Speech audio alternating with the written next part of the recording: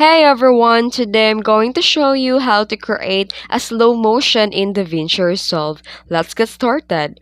First, go to Edit Page. Then here right-click on your video clip in the timeline and select Change Clip Speed.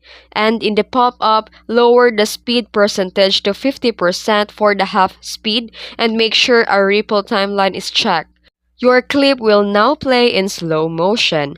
And there's a method too. You can use a retime control. Right-click on your clip and select the retime control. There's a speed bar that will appear above the clip and click the drop-down arrow and choose Add Speed Point. You can change the section speed into 50% or lower and drag the speed handles to adjust the timing. And you can enable the optical flow to smoother the slow motion. Just go to Inspector and click the Video tab and scroll down to Retime and Scaling and set the retime process to optical flow and set the motion estimation to enhanced better or speed warp.